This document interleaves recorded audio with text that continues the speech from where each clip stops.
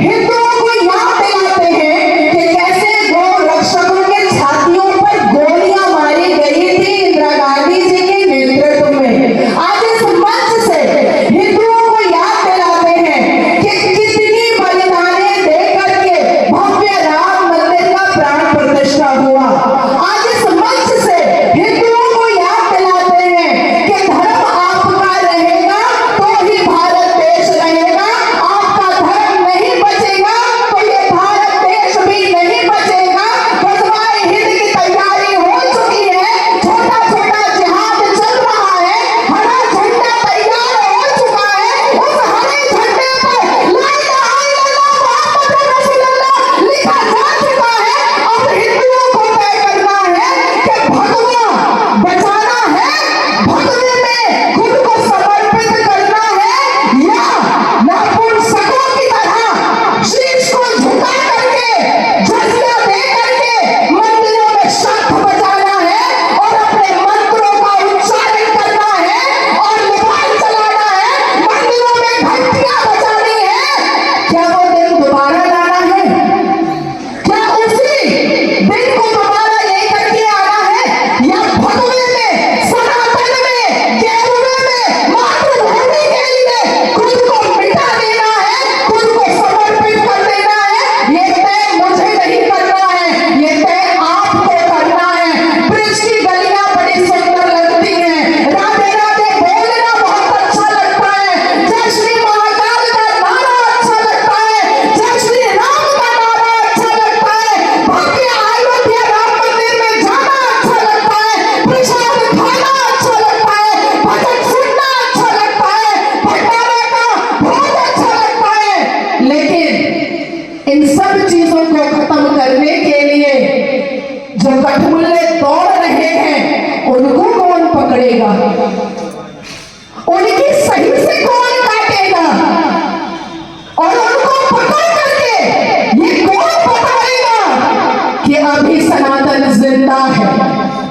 औरंगजेब मरा, तैमूर मरा, बाबर आजम के साथ, लेकिन ठगे आजम नहीं मरे हैं, औरंगजेब के साथ जाहिर आजम नहीं मरे हैं। जिहाद की रणनीति चल रही है। अगर आप एकत्रित अब न हुए तो याद रखिए कि जैसे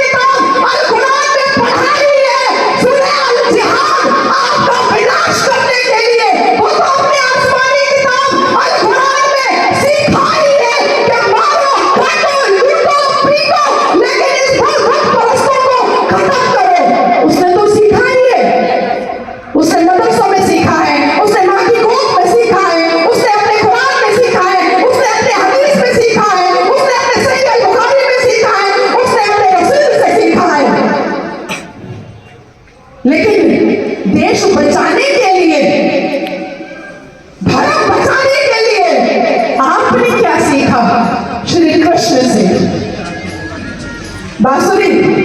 क्यों? महाभारत नहीं हुआ था? हुआ था कि नहीं?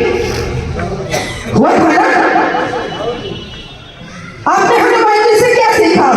संजीवनी बूटी। क्यों? उसके आगे उनके हाथ में गदा नहीं है क्या? आपने क्या सीखा? भगवान राम से मर्यादा